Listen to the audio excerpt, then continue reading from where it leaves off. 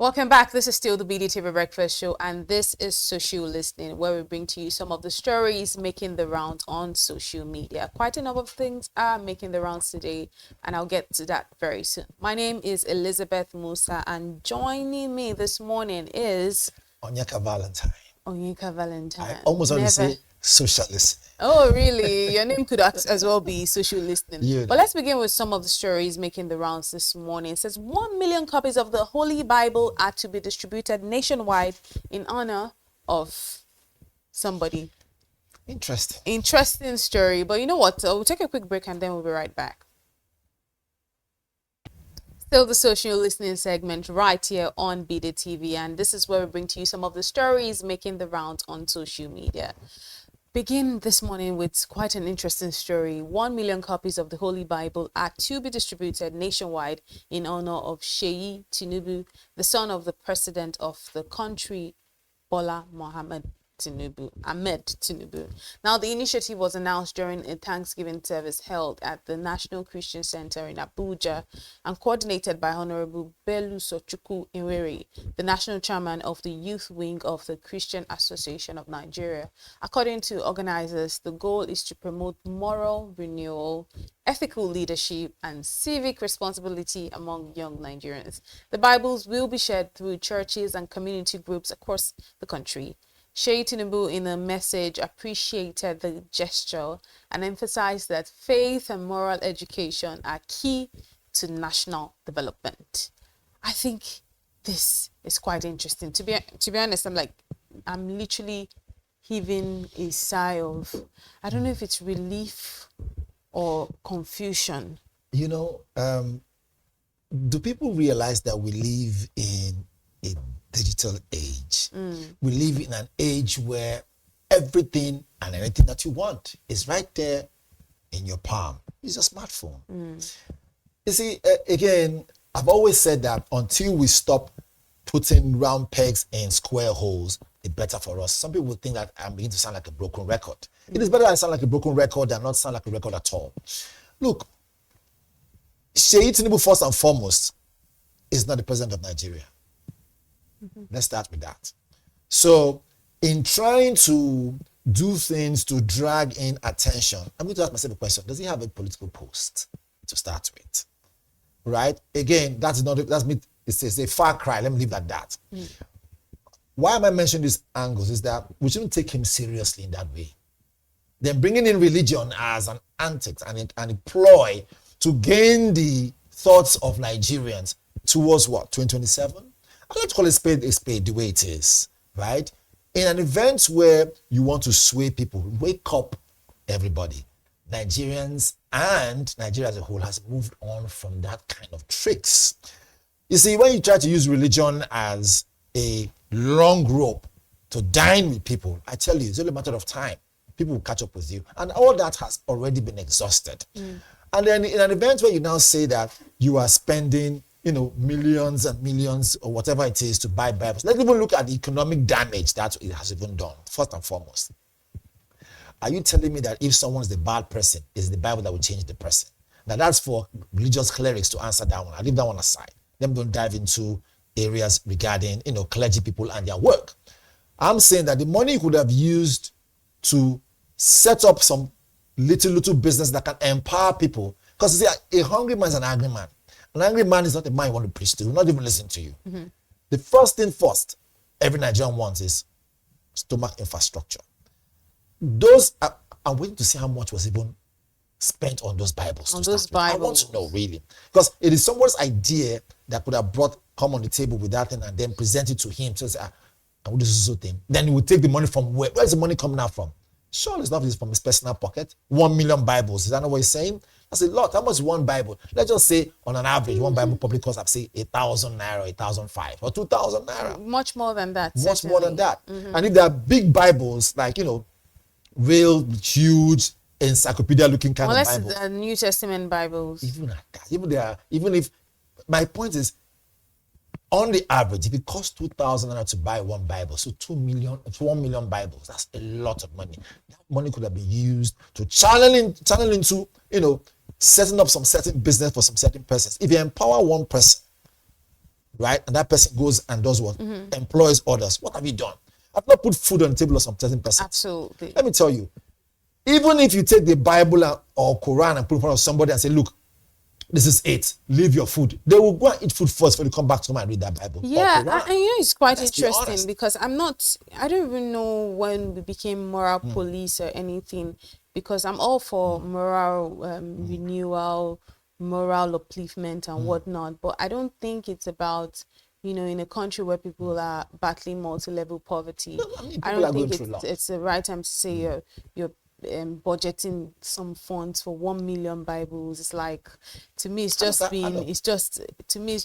little bit being self. I don't know. I don't even know what to paint it as. Everything that happens has a flip side. Let's not look at the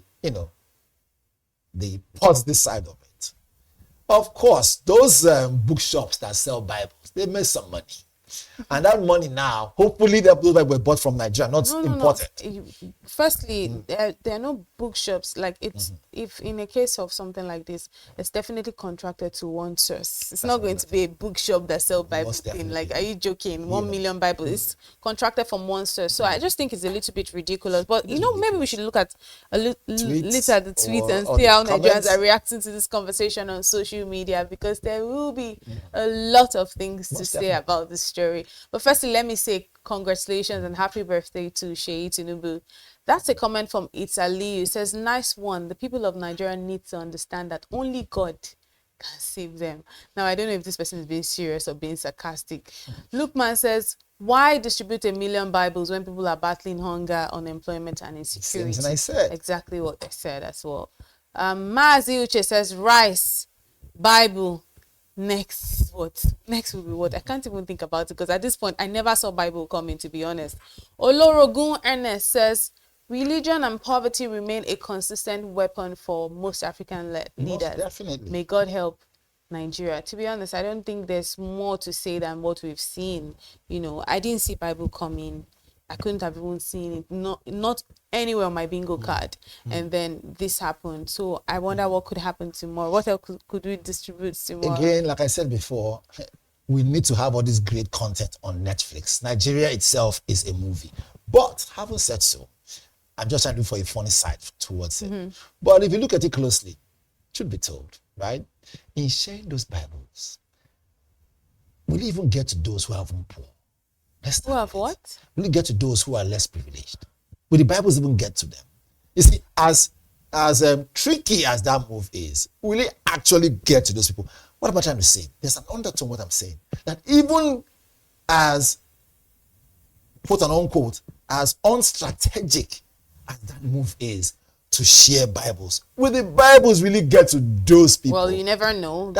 For that one, you can never say it will get to them, it could not get to them. I don't think that's up to us to determine. But let's take the story back to Lagos, bring it back to Lagos, where the state government has confirmed plans to begin construction of the $3 billion Green Line Rail in December of 2025.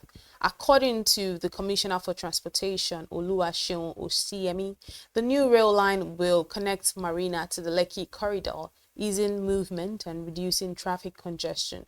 Now, this project will be executed in 2 phases. The first from Lekki First Toll Gate to Ekpe, and the second one from Marina, which will feature an on-water rail segment.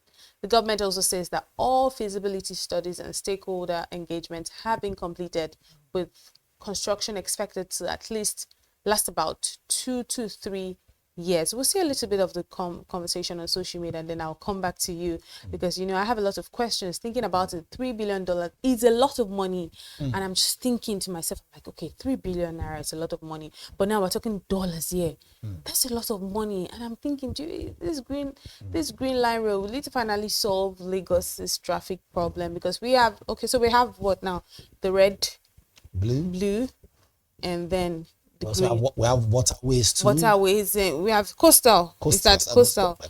And then we have this green rail. So I'm looking forward to orange now. So I'm also looking forward to orange, maybe gray rail. But it's actually good to see. I think it has a tendency of solving our traffic problem if executed. if executed properly. But let's see if Nigerians are excited about this or if they're feeling a little bit skeptical about the idea. For one, I think the fund is a lot. Rectitude says Lagos is always on the go. The only state in Nigeria that has a very intentional leadership. I agree. Well done to Governor Sanwo-Olu. I agree. Mekula says, isn't it cheaper to develop water transport? I just mentioned it. Why can Lagos not develop its waterways? Everywhere in Lagos is connected by water. That's a very good comment. African Beauty says, it seems areas like Ikorodu, Abilegba, Itsi are not in Lagos's agenda for development. Everything is on the island. Interesting. So I might not totally agree with how he says everything's on the island. TJ Virus says just $3 billion to link Marina to Lekki. This is the same amount countries in Asia and Europe are using to construct high-speed rails spanning hundreds of kilometers. Do you guys even know what $3 billion is? The world's tallest bridge cost about $300 million. You know, I think for one, the idea of Green Line Rail was fantastic to me, but where I was a little bit, where I raised the brow was just seeing 3 billion, because I was doing the math and I was doing the math, it wasn't really mathing. So, $3 billion. That is like 4 or 5 countries, their entire annual budget put together. Some countries like that, some small countries in Africa. So my question now is a good move that the more we connect to some certain parts of Lagos, the better. I mean, Lagos State government, they obviously have, they have it well mapped and they know where they want to be in the next 10 years. They have their trajectory. I get it. But isn't the money rather too much? That's one. Secondly, aren't we so ahead of ourselves? Are we? Well, I will tell us. We're not even done celebrating the blue and red line or How rail. much more celebration do you want to do? But give and take. I want to see a case where we have less people dependent on those yellow buses. The more we do that, the more we begin to see, okay, which means that those red and blue lines are actually adding more value. However, give and take, with more than 15 million people in Lagos State, I understand the need for more transportation systems, more connectivity to ease up business, which is why I mentioned waterways. I'm glad that the other person over there, concurred and agreed. However, having said so, $3 billion. You aware that we have issues of flood in Lagos State? Are you aware that some certain areas that if you put that money in, tell us, truth be told, we would have solved a lot of other problems.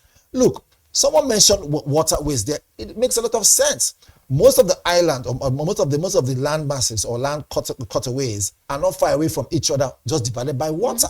So we're thinking, what if we make some, invest some of that money, not even up to half, some of that money. Actually. Making sure that our waterways transportation system is solid.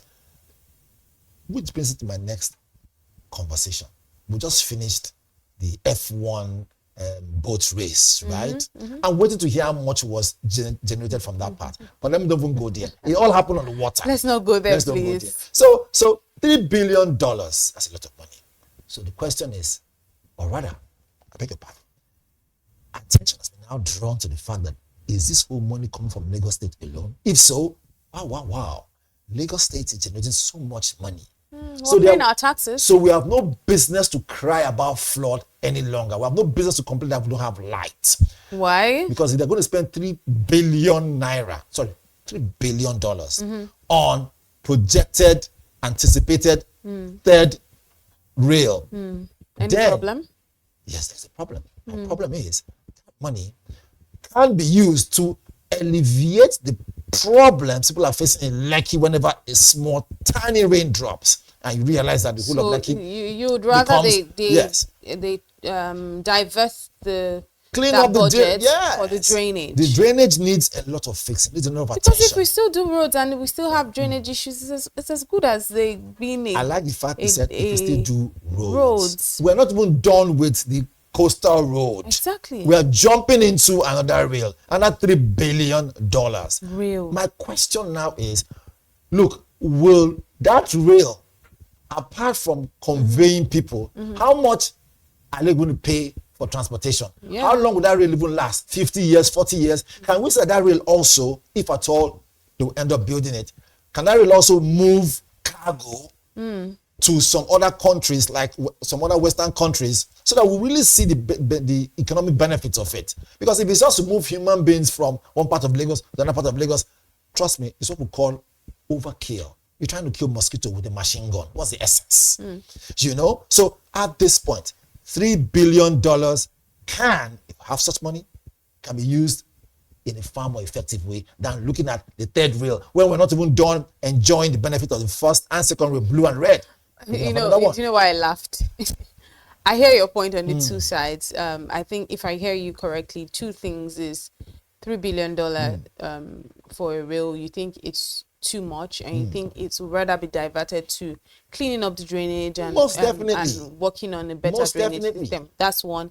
I think the second thing you also mentioned is what's the second thing you mentioned? Waterways. Can we improve on our waterways? And the last one you mentioned is, are we done enjoying it? But that part for me, I'm like, what do you mean enjoying? Is there a time where you're ever done enjoying something? Like, okay, we're done here. When you say we're done enjoying, it's like, maybe I might have exaggerated. Exactly, because you're never going to be done. What are we using? Yes, but is there going to ever be a time where it's like, okay, timeline from January to December, then we're like, Nigerians, we are done enjoying this rail. But anyways, truth be told, can we see that $3 billion? We're not talking about 3 billion naira. It is $3 billion. Can it be used and used efficiently? And at the end of the day, would we see the lives of Lagosians? Well said. Better? Well said. Let's move now to our last story and come back or go away to the northeast, where Boko Haram launched a deadly attack on Nigerian troops in Ngamdu, Borno State. The terrorists have reportedly used rocket-propelled grenades, RPGs, improvised explosive devices, and armed drones in their assault on soldiers of Operation Adinkai. The army confirmed that 4 soldiers were killed and 5 others injured in the clash. The use of armed drones by Boko Haram has raised new concerns about their growing access to advanced weapons technology, and I thought that was a very alarming situation. We are not even done talking about the presence of Boko Haram, the insecurity in the northeast, the insecurity that it seems to be so normalized because of how frequent it is. And now we're talking about armed drones. It looks like every other day it's getting more sophisticated than you could even imagine. But you know what? I would ask you a question, but let's see some of the reactions on social media, because I don't know what this really says about the changing face of terrorism in Nigeria. But just taking a look at some of the reactions from Nigerians. Sammy Damian says, who is giving them all this money to buy a drone? Even the Nigerian military are still learning how to use those. To be honest, those are the questions that I'm thinking they're getting more sophisticated by the day. Prince Ajibade Isaac says, tomorrow these same people will receive presidential and state governor's pardon and reintegrate back into the society with press release from the office of the governor and president. More reactions. Canary says the issue of Boko Haram and northern terrorists is escalating to so much that it can now use a drone. I concluded that the North has disguised itself to form an army funded with looted funds and disguised it as terrorists, and the target is to Islamize Nigeria. That's the interesting theory. That's not the last one. Okay. Let's just take this last one. At this stage, it will be foolish for anyone to still believe that Boko Haram has anything to do with religion. It is a Western ploy to keep the largest black nation underdeveloped for their own benefit. How about this one? I was just going to say the last one for this one, right, will raise a lot of concern, but haven't heard this last one. This person hit the nail not only on the head, hit it so hard that it lost the neck. Truth be told, it's bleeding. One time, I will tell you without even flinching words or, stuttering, I believe that most of what is going on in those areas that we have now termed volatile areas in the north has the fangs and fingers of most, if not some or one, international influence in it 100%. Because obviously those drones cost a lot of money. But apart from the money, to smuggle those drones in. Each of those drones actually have serial numbers. And so the question is, who is selling drones to terrorists? Before some certain weapons are sold to you, you must be a republic. You must be a well-recognized nation. You must be identified as a nation that has its sovereignty, has its own currency, has its own geographical layout, such a way that it becomes a geographical map in a continent. Boko Haram they don't have a country. These are bandits. These are terrorists. These are criminals, killers, murderers. But yet they can lay their hands and their fingers on sophisticated weapons like that. In this country, we are still tampering and petting this issue. We don't know this, but our country is at war. Unfortunately, the enemy, right, is hiding in plain sight. It's within. And so, because it is within, we need to, as at yesterday, not waste time. Again, I hate to say it, but politicians are not allowing our boys to do their job very well. Because Nigerian army is more than equipped. Nigerian defense is more than equipped. I mean, well organized. There was a time when Nigerian army was the most strongest Africa at one point in time. Ground forces, well trained, discipline, loyalty to the bone. And still they maintain that idea of what? All lives are precious. And so now we have Boko Haram chewing into Nigeria as cancer. And we are saying, I'm going to wait until it gets to stage 4. We need to begin to see these things. Those who are using this Boko Haram thing to make money and cash out from this nation, it is time for us to say, look, enough is enough. This has gone on for too long. If it's foreign people who are involved in this thing, we need to begin to come as a country and say, look, you know what? Let's nip them on the board and say, enough is enough. We cannot continue like this. But unfortunately, like they say, even when it is raining and everybody's hiding away from the rain, some people are still benefiting from what? From the rain. Exactly the Those point. words, those who have, eyes should be able to see. Those who have ears should hear. You know what I'm just going to say? The problem is getting sophisticated, more sophisticated than it already is. Terrorism is getting more sophisticated than it should be, and we have it's a ticking time bomb. It is. It's a keg of gunpowder. Ticking time bomb. Unfortunately, sophisticated. So if this problem is as sophisticated as it is, we can't be having sophisticated problems. We're having sophisticated problems, and we need to address it in a very sophisticated manner. But yeah, that's what we'll wrap it up this morning on the BDTV Breakfast Show. Of course, we started out with the headlines and moving to the front pages of the paper. We went, of course, to see the cartoon of the day on Business Day, and then to Business Week with Business Morning with Destiny Momo, and then the big story with me on the show today, and then social listening. That's where we wrap it up today. It's been quite a packed show, quite interesting, and we hope you enjoyed it. My name is Elizabeth Musa. I am Onyeka Valentine. Keep watching BDTV.